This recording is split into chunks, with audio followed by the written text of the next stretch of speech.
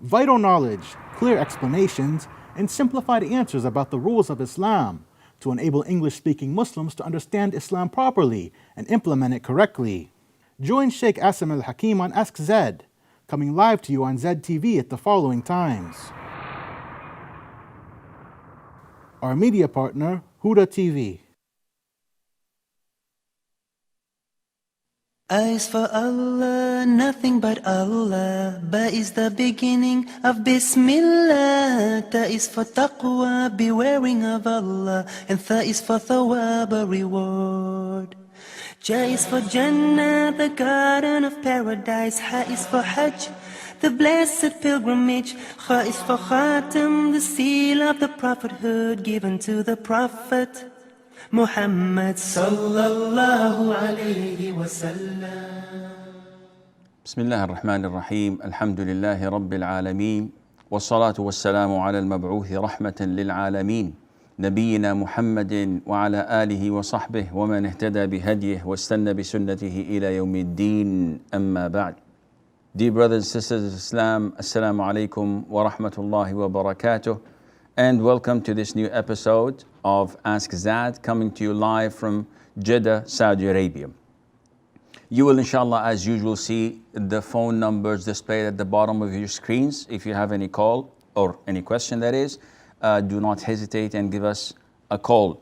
Meanwhile, from the emails, we have Brother Mus'ab. And Brother Mus'ab says, I read an answer in one of your replies, and his long story is about the ruling on a guardian.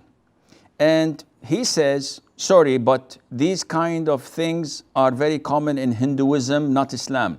I'm not a mufti, but I think in Islam women have every right to get married without the consent and approval of their guardians. Of course, Brother Mus'ab, it's good that you've declared yourself not to be a mufti, because Akhi, it is extremely dangerous to talk about Islamic issues without knowledge, backed by evidences from the Quran and the Sunnah, according to the understanding of the three favored generations of Islam, the generation of the companions, the tabi'een, and the tabi'i tabi'een.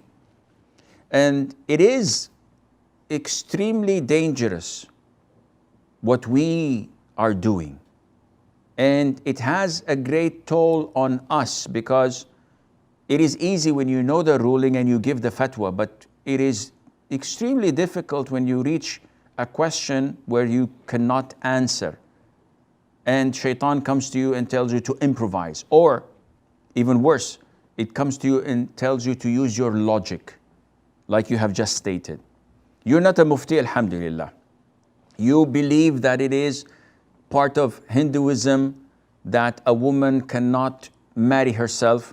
Well, if there's a dispute between you and I, Allah tells us in the Quran, and I don't think you have any rejection to the Quran or any hesitation in accepting what the Quran says. Allah says that whenever you dispute over an issue, refer it back to Allah and to the Messenger alayhi salatu wasalam, which all scholars say it means that refer it back to the Quran and to the Sunnah. So let us see what the Quran and Sunnah say about a woman marrying without a guardian. All the verses in the Quran, whenever it mentions the marriage of a woman to a man, it usually addresses the guardian of the girl, not the girl herself. When it addresses the man, it says, you marry.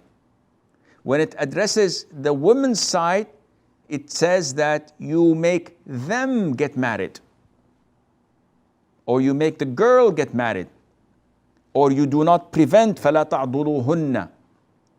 Do not prevent the women from going back to their ex-husbands whom had divorced them and now they want to reconcile.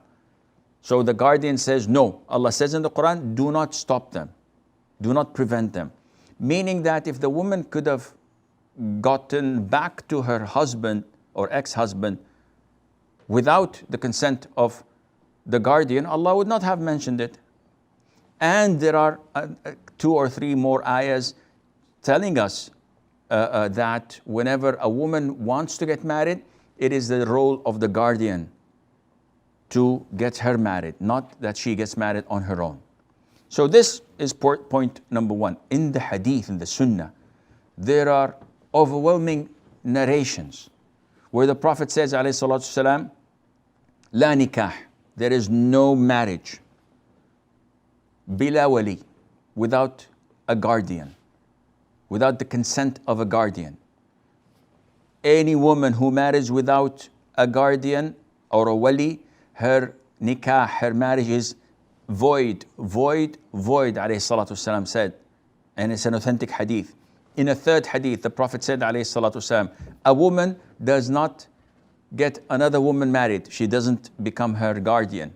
A sister comes and says, my mother is my guardian. No, this is not permissible.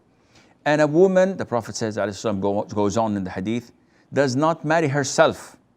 Only, he says, the Prophet elaborates, only a zaniya, an adulteress, a fornicator, marries herself. All of these hadiths are in accordance to the vast majority of the scholars, Maliki, Shafi'i, and Hanbali. They all agree that it is prohibited and the marriage is void, if done without the consent of the guardian, who is usually the father. Only the Hanafi school of thought say that it is permissible. And all of the hadith and all of the evidences they presented forward are weak and not authentic, and cannot stand in front of these narrations from the Quran and from the Sunnah. Therefore, this is the ruling of the Prophet ﷺ. So whether you think that this is fair or not, logical or not, unfortunately for you, for some, and fortunately for us, this is the religion of Allah. We have to comply with it and we have to follow it. Najib from Bahrain, I apologize for keeping you waiting. Hello, assalamu alaikum. Salamtullah. How are you, Sheikh? I'm fine, Jazakallah khair, Najib. What can I do for you? Yes, Sheikh. No, Najib, you are kidding me. You've been holding on for a while. Please give us a call. Inshallah, the line will soon be available for you. Afifa says, I attended a casual gathering. And once the gathering was over, the people made a group dua before everyone left. And she objected to that, telling them that this is a bid'ah. And they said that it's done very rarely, once in a while, therefore it's not a bid'ah. But if done on regular basis, then it will be bid'ah. Is this true? Dua is a sunnah. The Prophet says, when someone does you a favor, reward him. And if you cannot reward him, make dua for him. So making dua is a good thing. And people usually mix things up. So they say that congregational dua after every fard prayer, as many countries do, this is an innovation, a bid'ah, which is totally true. Why? Because it's being done every single fard prayer. Congregational dhikr, the Imam says Subhanallah, Subhanallah, and they offer salutation to the Prophet, and they repeat after him. This is totally innovation.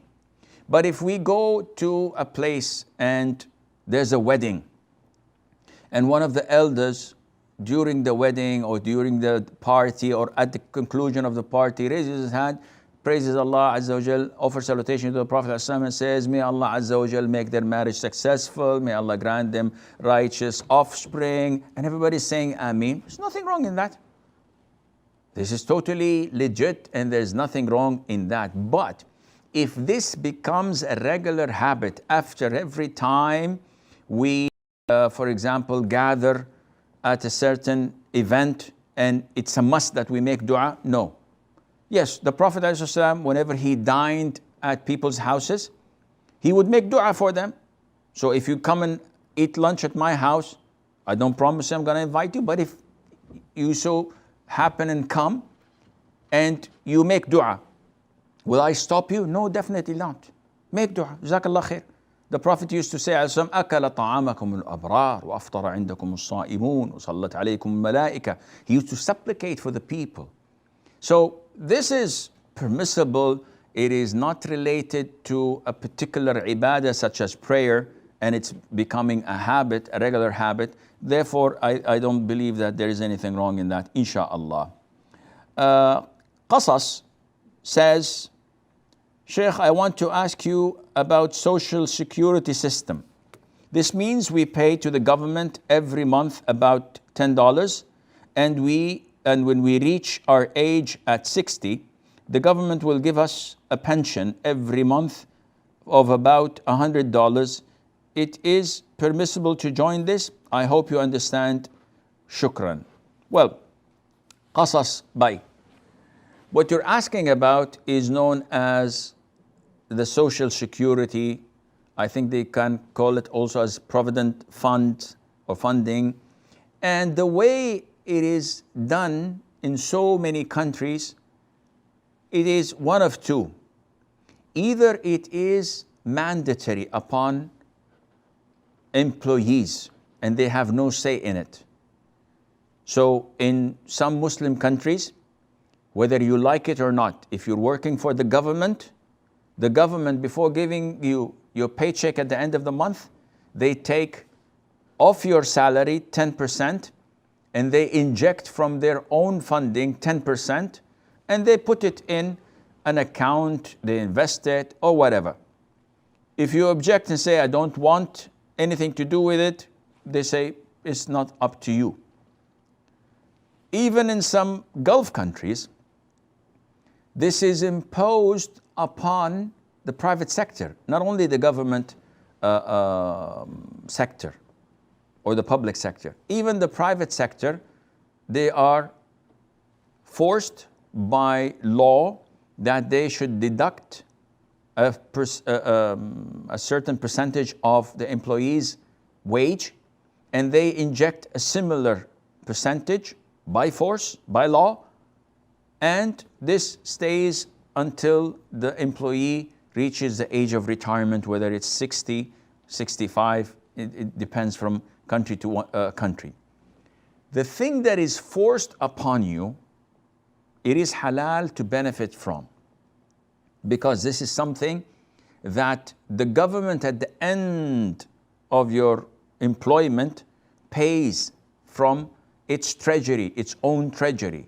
Whether they invested it in haram, whether they invested it with riba interest or elsewhere, this is not your job.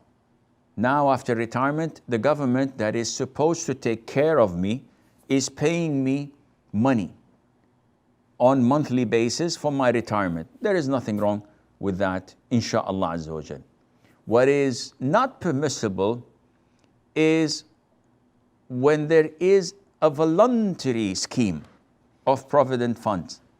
So if there is a company, a third party, or the government says, listen, you want to contribute in the social security system that we have, then you have to pay X amount of money.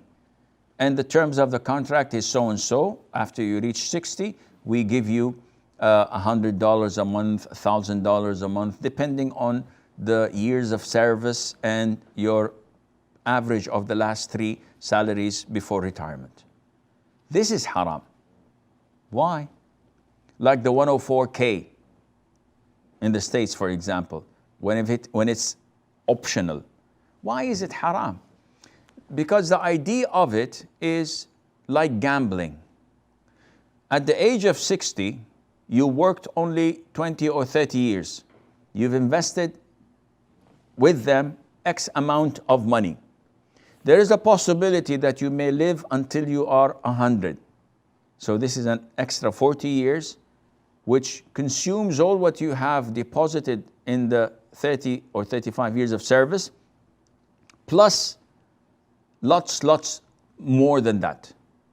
And there's a possibility when you're 60 and you're retired, next week you die. So all what you have given them over the past 30 or 35 years is gone down the drain. And this is like insurance. Why is insurance haram? Because it's gambling. And also it involves riba. Why is it gambling? I'm paying a premium of $2,000 or $3,000 dollars a month for health care, and during the whole year, I never get sick. So my money is down the drain. Next year, I pay the same, third year, fourth year, and I end up paying for 20, 30, 40 years without having any problem or any need to go to a hospital. They're making money off my back. Another person joins in the scheme, pays a premium. Second week, they find that he is in early stages of cancer. So they spend $100,000 in treatment, medication, chemotherapy, rehabilitation, the whole 9 yards. And he has won a deal. For $2,000, I get so many expenses. Likewise, if he undergoes a surgery, delivery, etc. So it's gambling, and it's haram.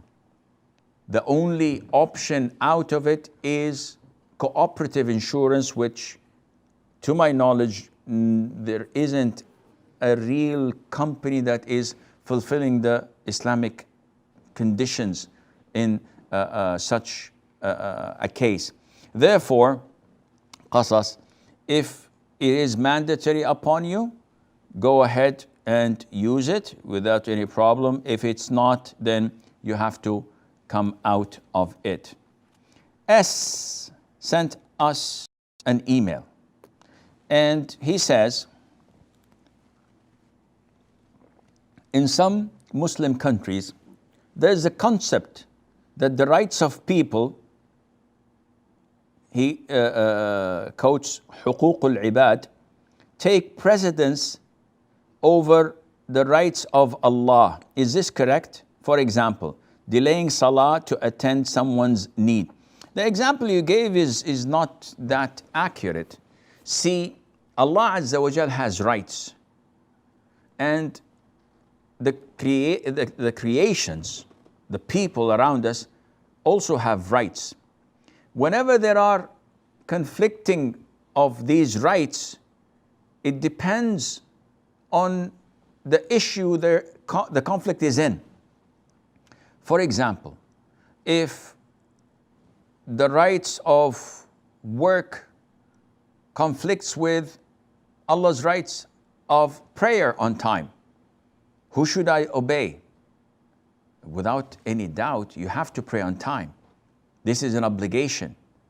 Now, there are very minor and limited cases where we would tell you, okay, you can delay, you can skip congregational prayer, this and that, but to not pray at all, this is not something to even contemplate upon.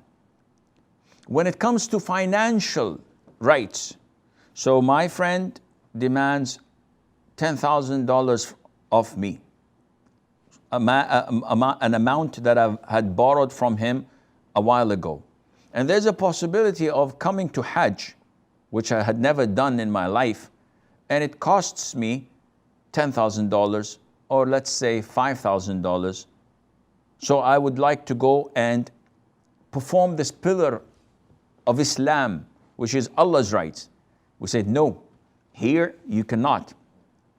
Allah Azza wa Jal obliged you to perform Hajj only when you're able, and you cannot be able when people want money from you. So give the $5,000 to the one who wants from you $10,000, at least you paid him half, and then pay the rest, and then think of going for Hajj. So you have to balance between the two, and you have to judge each case by case scenario. It's time to pray Fajr. Your father tells you, I want you to come with me to the fish market. And this means that you're going to miss Fajr prayer. You say, no, I pray Fajr and I'll catch up. He gets angry. Allah's right has precedence, has a priority. but you want to pray night prayer or Taraweeh, and your mom says, stay with me, I need someone to help me go to the toilet and make wudu and come back and cook food for me and care for me. And you say, yeah, but this is Ramadan, I have to go to the masjid. No, stay with your mom, because this is voluntary. Though it is Allah's rights, it's good for you, but it's voluntary, and obeying your mom, taking care of her, is mandatory, and Allah Azza wa Jal knows best. Sajida says, is it against the sunnah to drink water in the midst of having a meal? Do I have to wait till I finish my meal before drinking water, even if I'm thirsty? The answer is, there is no sunnah in forcing you to drink or forcing you not to drink. This is up to your own preference. So it has nothing to do with halal, haram, recommended or not recommended. It depends on whether you like it or not. It depends on the culture. Some cultures do not recommend drinking water while eating. I personally do not like to drink anything while eating a meal, because this expands your stomach, makes you eat more while having your meal. Unlike when you drink water, a glass or two before a meal. This is good because it makes your stomach half full, and then you would not eat as much, and Allah Azza wa Jal knows best. Muhammad from Saudi. Assalamu alaikum. Salamtullah. Just want to like to know about use of miswak. Whether we have to, when we finish our wudu, then we have to do the miswak, or at the akhama, after akhama, when we are standing in a to attend the prayer behind imam, shall we use the miswak? Is correct, or what the situation? Okay, that's all. This is the first one. Mm-hmm. Second one, sometime cold weather, when we do the wudu and we apply, after wudu, we apply some creams to protect us from the cold.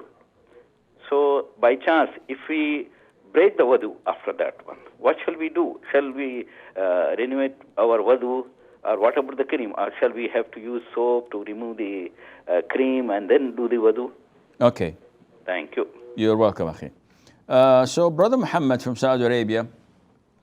Okay, we have Abu Ma'ruf from Saudi. Assalamu alaikum wa rahmatullahi wa barakatuh. Salam wa rahmatullahi wa barakatuh. Sheikh, I have a couple of questions Yes. to ask, clarify. After the Fajr prayers, when I go back to read the Askars, I have been observing one man continuously every day offering Sunnah, Rakatain, Hagel Fajr, Badal Fard. Okay. Not before the Fard. So I asked him once. He said, I'm late working, I have to come, this thing, that thing. But I said once, twice. But daily he made an habit. He said, I have already asked the Sheikh, you can read. Then a few days back, he argued and shouting in the masjid, are you Mufti? Are you Mufti? Who are you? Why are you saying, I will pray? Never mind. I will pray Sunnah after Faraz. I don't care for you, what you are saying. The second question is, Yes. I have also observed many people, all sorts of nationalities, they're praying in a Sunnah or Tahiyatul Masjid so fast, you know. Some people even they hit the ground for sujood and come up. Bend not completely in ruku and come up. And immediately go in sujood. So many times, I have told many people, please, this is not the way. How the Imam prays Fard, you have to pray Sunnah or Salat Tahiyatul Masjid like that. So people they don't listen. They are doing like this, you know, continuously doing like this. So just the only things I have to say. Okay, I will answer you, Abu Ma'ruf. Thank you, appreciate. Thank you very much. Hayyakallah. So we have a short break. Stay tuned, and inshallah, we'll be right back.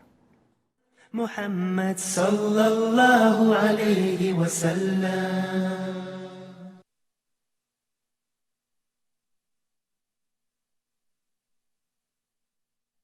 Allahi wa barakatuh. Today we're going to talk about the book Interactions of the Greatest Leader.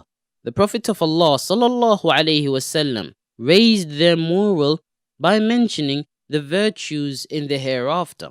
Abdullah bin Amr ibn al-As radiyallahu anhu reported that the Prophet of Allah sallallahu alaihi wasallam said, "Do you know who will be the first to enter paradise among Allah's creations?" They said, "Allah and His Messenger knows best." He sallallahu alaihi wasallam said, "The first that will enter paradise among Allah's creation are the poor muhajirin that are used to close the gaps that are fed for in the stronghold, and they are the ones that protect against evil things. One of them will die with his need in his chest, but he is unable to fulfill it. Allah the Almighty will say to whomever He wishes among His angels, go to them and greet them. The angels will say, we are the residents of your heavens and the best of your creation. Do you order us to go to them and greet them? Allah will say, they were slaves that worshipped me and did not associate anything with me unworthy. They were used to close the gaps that were fed, and they were used to do away with anything evil. One of them will die, and with his need in his chest, but cannot find any way to fulfill it. So the angels go to them at that, and will enter on them from every door, saying, peace be on you for your patience, and excellent is the final abode. Reported by Ahmad. Al-Albani ruled it authentic in his book, At-Ta'liqat al-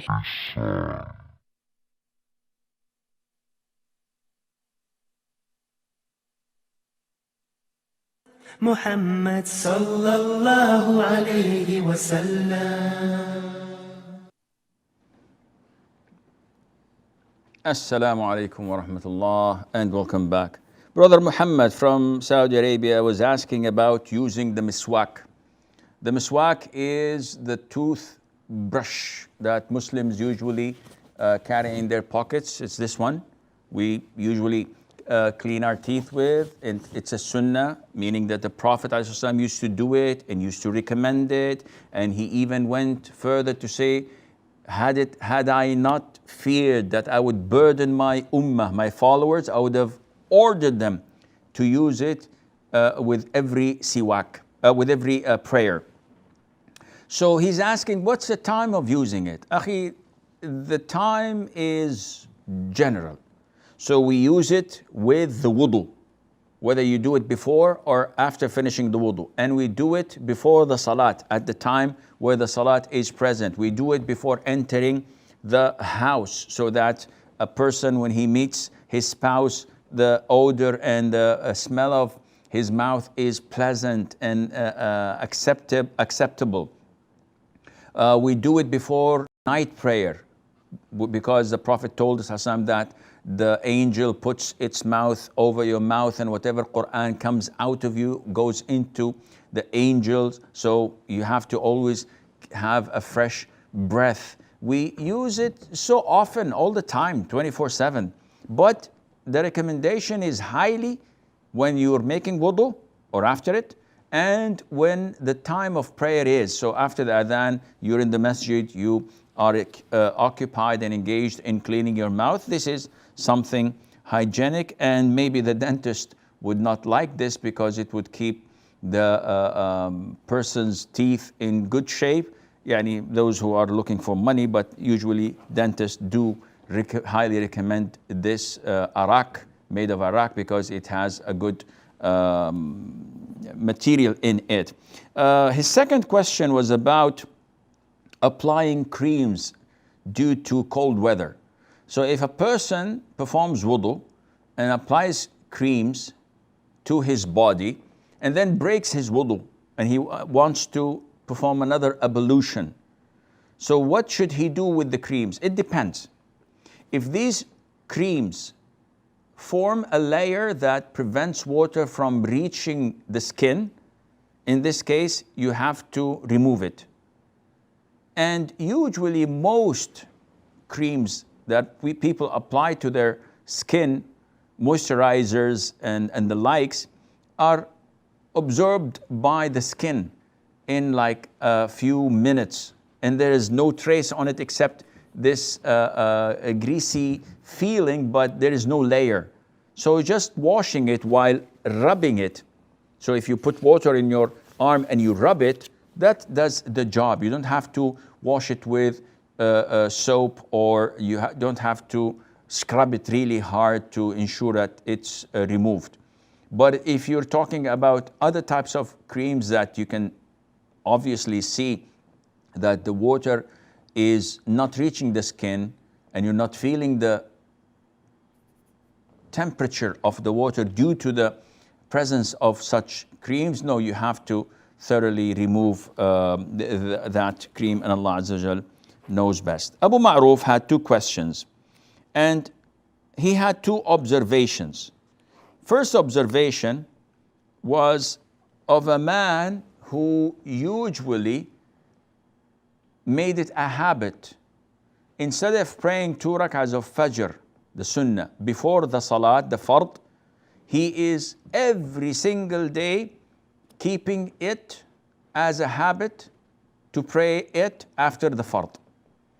And this is, as Brother Abu Ma'ruf stated, this is wrong. The exception is if you overslept one night, it's okay. If you woke up a little bit late, if you forgot, this is okay. But to time yourself and to fix your alarm clock that you wake up just for the prayer, the fard itself, and you make this as a habit to pray the Sunnah of Al-Fajr afterwards every single day, this is sinful. Now you're going against the Sunnah and you are intending to pray it after the Fard, this is sinful and it's not permissible. But my problem, Abu Ma'ruf, is not with this brother. Making a scene out of it in the masjid shows that you've been on his case and that you have annoyed him, irritated him, made him reach a level where he raises his voice in the masjid, which is more sinful than what he has been doing in the past time. When you advise people, you have to be diplomatic. You have to care for their feelings. If they listen to you, alhamdulillah. If they don't, I did my duty towards Allah Azza wa Jal. I clarified it for them. Let it go. Don't keep on their case every single day. Didn't I tell you 6 weeks ago not to do this? And you do this every single day. You should not pray. You should come early. You're doing wrong. No, khalas, leave him. You are not the police of the masjid. Allah says, لَيْسَ عَلَيْكَ هُدَاهُمْ وَلَكِنَّ اللَّهَ يَهْدِي مَن يَشَاءُ. Allah is addressing the Prophet ﷺ. It is not up to you to guide them. Guidance is with Allah subhanahu wa ta'ala, who guides whomever He wishes. Therefore, Jazakallah khair, give advice and move on. Don't rub it in. Don't keep on reminding people, I told you, you should have done this, you should have done that. This is not the right approach. And I hope I'm not offending you, Abu Ma'ruf. Accept it from, hypothetically speaking, a younger brother. His second question, he noticed that the people are praying in the masjid, the sunnah or tahiyyatul masjid, extremely fast.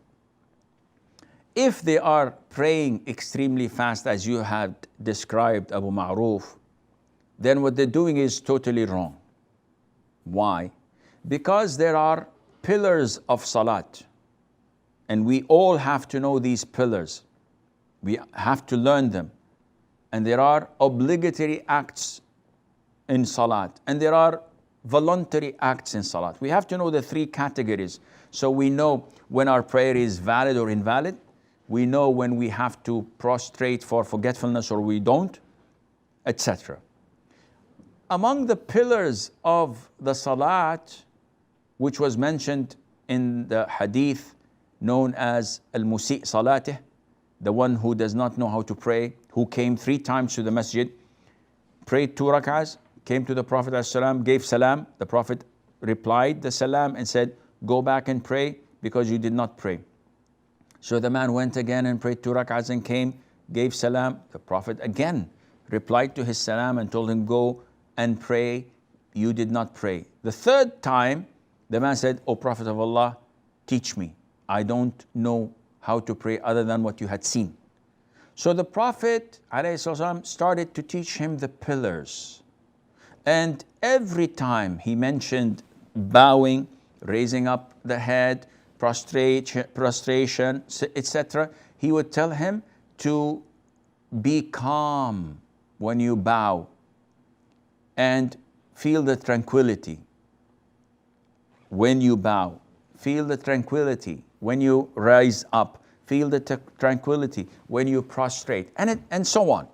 So the scholars said that part of the pillars of salat is al-itmi'nan, at-tuma'nina, tranquility, calmness, to be fixed in that pillar, whether sujood or ruku' or sitting between the sujood, etc., to be fixed in the sense that you don't do like a chicken when it eats from the ground. You take your time, you prostrate, you bow, and this is known as tuma'nina. The way you've described that they bow but they don't completely bow and they raise their heads, and while they're raising their heads to stand up, they bend their knees and go for sujood. So actually it looks as if they are dancing the ballet rather than praying. This prayer is invalid. And I've seen a lot of the people in the subcontinent, unfortunately, do this way of praying. Especially when they offer 2 prostrations, they hit the ground and they go up, they never sit straight to say Rabbi ghfirli, Rabbi ghfirli. They just semi, touch and go back again. This is not permissible. And this renders their prayer invalid, because anyone who would look at them, they say they are not praying. Now, having said that, it depends on your judgment, because you might be a little bit extreme in judging other people's prayer to be too fast. We know that the sunnah of Fajr, the one that you've mentioned in the first question, Mother Aisha used to describe to us how fast the Prophet ﷺ used to pray at home. And this is not a limited or a single case. No, this was a frequently performed and done sunnah and ritual. That the sunnah of Fajr, the Prophet used to pray it fast. To the extent that Mother Aisha said, I used to tell myself, did he recite the Fatiha? Because it was so quick, which means that not only in the recitation, as the scholars say, but also in prostration, in the bowing position, the sunnah in Sunnat al-Fajr is to pray it as quick as possible without jeopardizing the arkan, the pillars. So once saying Subhana Rabbil A'la is sufficient. Allahu Akbar Rabbi Ghfirli once is sufficient. Allahu Akbar Subhana Rabbil A'la is sufficient, instead of saying 3 times or prolonging it. The sunnah is to make it fast.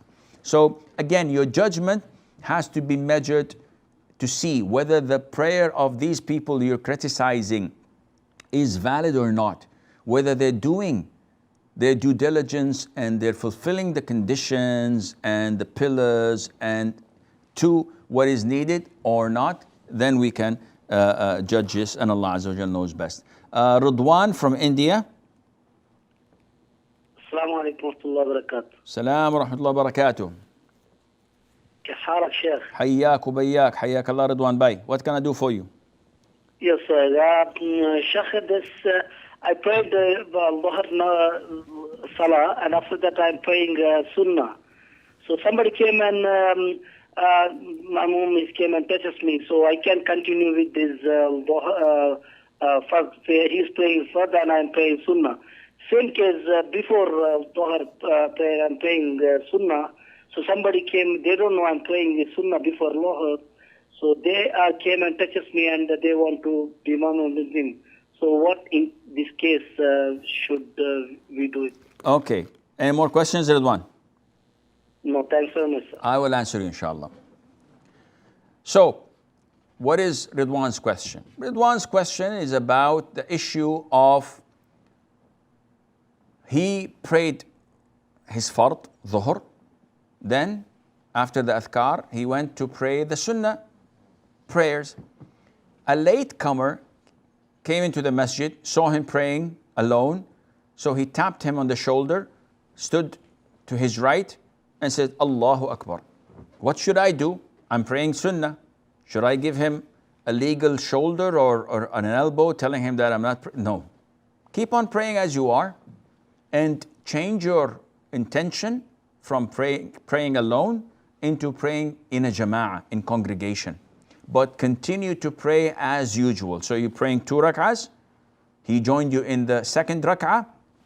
Pray as usual. When you go for ruku', raise your voice saying Allahu Akbar so that he can follow you as if you are a regular imam. In the tashahhud, offer your salam and he continues his rak'ah as usual. Is this possible, Sheikh? Can I change my intention in the middle of the salat? Yes. It is proven in the authentic sunnah from the hadith of Ibn Abbas radiyallahu anhuma. May Allah be pleased with him and with his father. He said, I slept and spent the night in my aunt's house, Maymunah bint al-Harith. May Allah be pleased with her. And I pretended to be sleeping so that I can witness how the Prophet ﷺ performed. So the Prophet went into sleep, then he woke up, he said the dua, he made wudu, and then he started to pray night prayer. So the Prophet started to pray thinking that he was alone, so he was an individual. Ibn Abbas says, I joined the Prophet ﷺ, but I stood to his left. So the Prophet held my ear and made me stand to his right and continued to pray with me. So the Prophet changed his intention from being an individual into a imam. Yes, but Sheikh, I'm praying sunnah and he's praying fard. No problem. The hadith of Mu'adh ibn Jabal, may Allah be pleased with them, and everyone knows this hadith by heart, I hope, where he used to pray Isha prayer where the Prophet ﷺ then goes to his tribe at the outskirts of Medina to lead them in Isha. He prays Nafil, voluntary, because he recites the Quran better than anyone else, and they pray as followers. He's praying Sunnah, he's praying voluntary, and they're praying Fard prayer. There's no problem in that. So even if you were a latecomer yourself, you joined the Imam in the last 2 rak'ahs, the Imam offers salam, you stand up for your 3rd and 4th rak'ah of Dhuhr or Asr or whatever. And a latecomer comes in, taps you on the shoulder and joins you. No problem. After being a follower, now you're becoming an Imam. This happens and there's no problem in that, insha'Allah. And I hope this answers your question. A brother sent us an email. He says, almost 99% of the people from the subcontinent always say Jazakallah instead of Jazakallahu khayran or Jazakallahu khair. What is the correct way? Okay. Now, linguistically, this is valid. I know that the people may object and say, what does Jazakallah mean? The answer is, may Allah reward you. But in Arabic, Jazak or reward can be for evil and for good. So I can say Jazakallahu khayran, which translates to may Allah reward you goodness, khair. Or I can say Jazakallahu sharran, may Allah reward you with evil, with torment, with punishment. So this caused some confusion with the brothers. So when someone says, Jazakallah, and he says, okay, what? Good or bad? So they complain and object. You should not say that. Without any doubt, the best way is to say it full. Because the Prophet ﷺ ordered us to reward people by making dua for them. He said, whoever says Jazakallahu khayran to his brother, then he had praised him and exceeded in praising him. So the Prophet is telling us that the sunnah is to say Jazakallahu khayran. But linguistically, it is correct. So it all depends on the circumstantial evidences around you. If I do you a favor, if I help you by opening the door or carrying a heavy box with you, and you say to me, Jazakallah, I shouldn't be angry because this is a situation where he is obviously thanking me. Anyone on the streets would say, yes, he's thanking you. I shouldn't make an issue of it and say, yeah, but he didn't say khayran. He didn't say in goodness. He just said, Jazakallah. This is sufficient. The scholars say that this is acceptable, but it's a secondary grade and level. The best of all is to say it complete, Jazakallahu khayran, and Allah Azza wa Jal knows best. Mehwish says, can I walk in front of a person who's praying? I see people do this in the masjid. First of all, the Prophet ﷺ instructed those who are praying on their own to pray to a sutra, a visor, a screen, something that is a foot long, clearance from the ground, that is in front of you, so that anyone who sees this knows that you are in prayer and he does not cross between you and that object you have placed in front of you. They must cross from beyond it. This is the instruction of the Prophet ﷺ, and some scholars even went further to make it an obligation, like Sheikh al-Albani and his students. The majority of scholars say that this is recommended, but it is not obligatory. And this is the most authentic opinion. But it doesn't mean that if in a vast and big area of the masjid, I just stand up in the middle of it and pray without anything in front of me. You can put a box of tissues. You can put a special stand for the Quran, for example, to pray to. You can pray to a pillar of the masjid. You can pray to someone who's sitting down making dhikr and consider him to be your screen or visor. This is the sunnah. But if you don't do this, you're not sinful. Now, for me to pass in front of you, if you don't pray to something like a visor, it is permissible for me to cross in front of you, providing I do not violate the space between your feet and the position where you place your head when prostrating.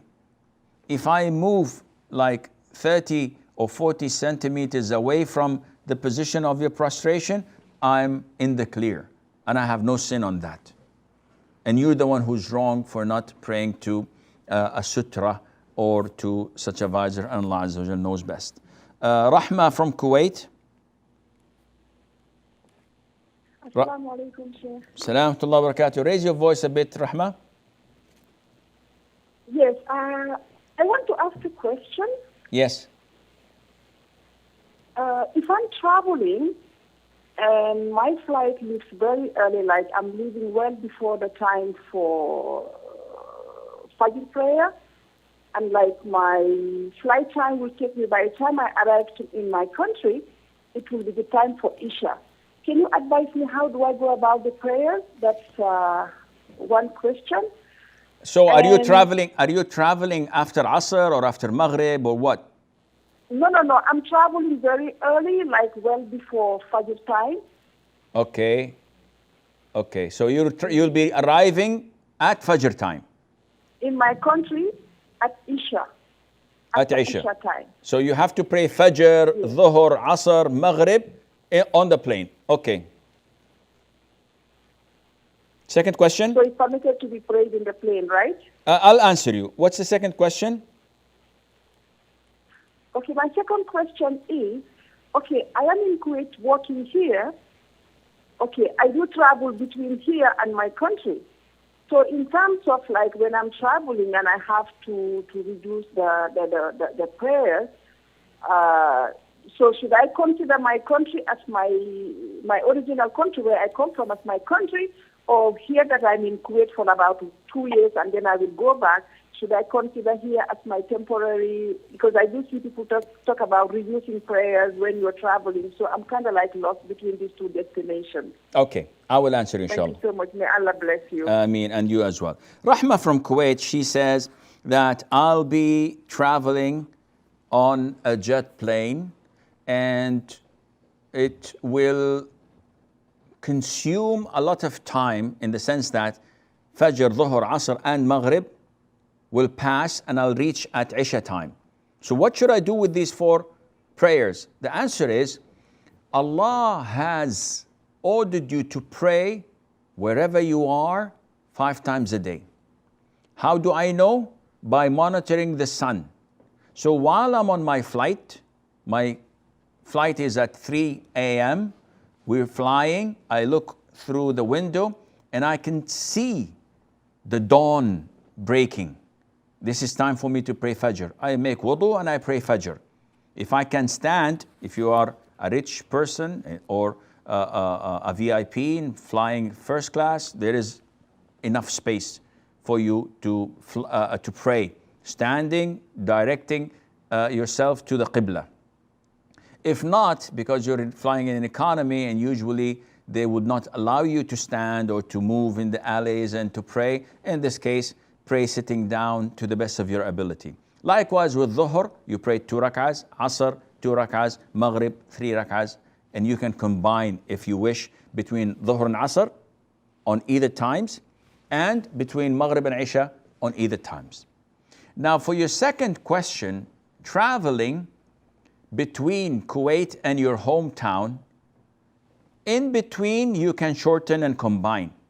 Once you reach your hometown, you have to pray on time and full prayers, because your hometown is the place where you're inevitably and eventually going to go back to. So you do not shorten your prayer or combine it.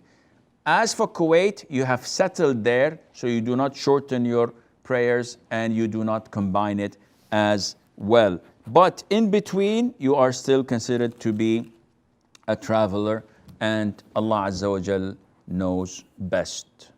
This is all the time we have for tonight's episode. Until we meet same time next week, I leave you fi amanillah. Wassalamu alaikum wa rahmatullahi wa barakatuh.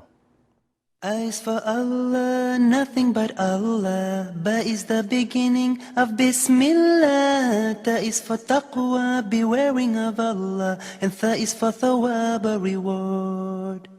Ja is for Jannah, the garden of paradise. Ha is for Hajj, the blessed pilgrimage. Kha is for Khatam, the seal of the prophethood given to the Prophet Muhammad sallallahu alayhi wa sallam.